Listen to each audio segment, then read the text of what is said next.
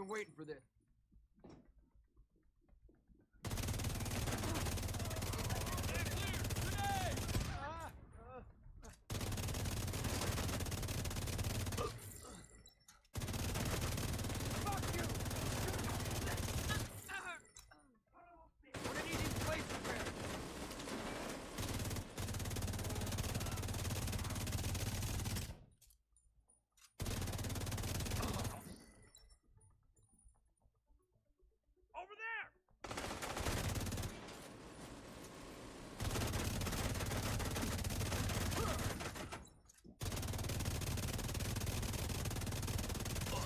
General's away. Now let's find some more time. Orders, my position. Danger close. Sir, at that range. I'm all buttoned up. Now fire everything we got and give them heck. Gotta move.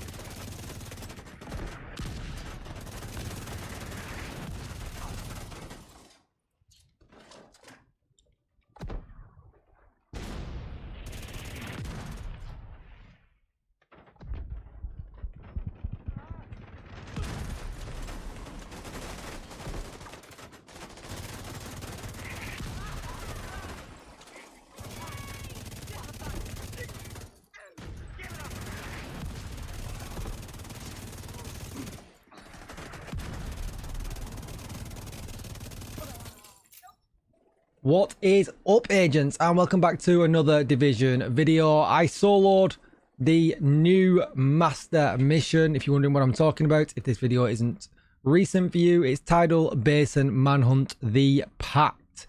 Now, it did come with a drop, this manhunt, that was bugged and can give you extreme damage, but we didn't use that. I've got a full run video of everything that I did. You can watch it. The damage numbers are definitely not sus or anything like that. Because this is the build that I was running with, mainly a PFE build with a bit of survivability and damage shoehorned in, and it worked really well. I actually went 1 for 1. I don't really feel like I struggled at any point. There was a little bit at the end that was rough after you do this bit here where you break the mortars. A lot of enemies come out at that point, probably more so than anywhere else in this level on Master. But yeah, it was all right, and it was a really good combination having the St. Elmo's engine and an assault, an LMG, because there's a lot of dogs and stuff and EMPs, and basically what I did was the minute I got EMP'd, I would switch to my LMG with preservation. That just then helps with survivability because I've no shield, and it just worked really, really well, and also gave me that bigger mag size, for instance, so the bigger mag size could take the weak points down on here. This first one here took me 2 sets with the assault rifle, so I had to wait for it to do the whole thing all over again before I could do it again. But with this, just LMG'd them down, no problem whatsoever. Anyway, let's get straight into it. So let's look at the stats. So you can see I'm at 55 crit chance and 108% critical hit damage, 75% headshot damage. What probably is the most important here is I'm 74% protection from elites, which is, you know, is pretty high, but you can get there relatively easy as long as you've got the right gear. You don't need max mods to get this high, although I have got 2 13% PFEs. 11s and 12s will do just as well. I can't imagine you will notice too much difference. One other thing to notice as well, I didn't have maximum global modifier bonuses. As you can see here, I was on 26 rates of fire and 23% damage bonus. That would have been nice. I probably should have done that right off the rip and made my life a little bit easier because everybody can farm these, but it does give you guys some wiggle room if you've not got a gun as high as expertise as me. You know, here you've got 7% damage bonus that you can put up and another 4% rate of fire.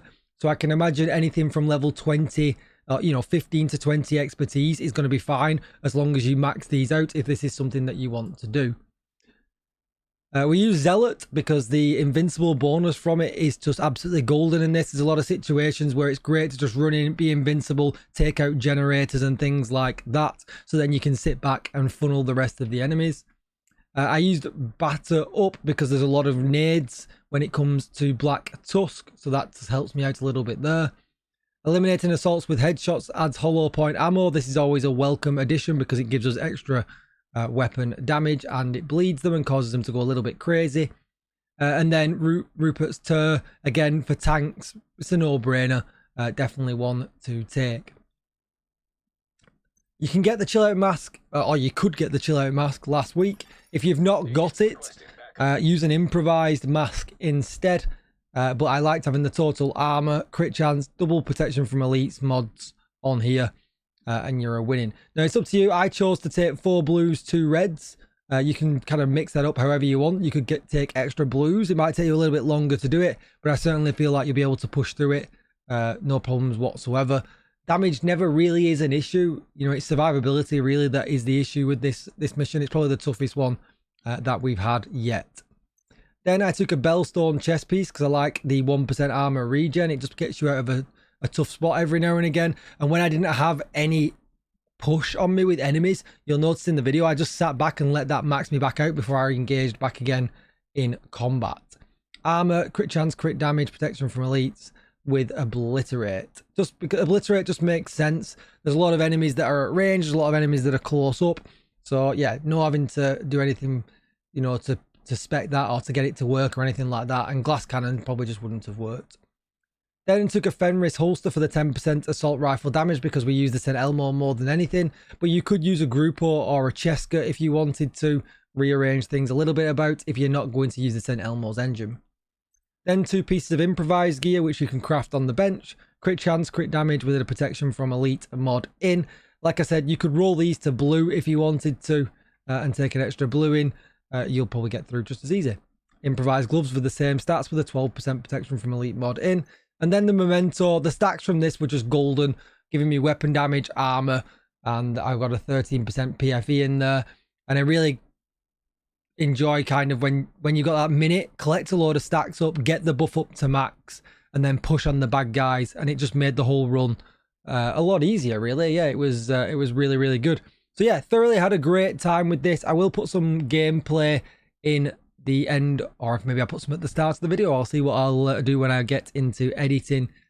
But yeah, it just all made sense and it just worked really easy. And like I said, I one-shot the whole thing with this. I used the Crusader Shield. My Crusader Shield is tapped out though with 30% active regen. Shield health, active regen, holstered regen. And I felt like that probably didn't make too much of an issue. That could be, that again, that expertise could be lower because I've got 4 blues.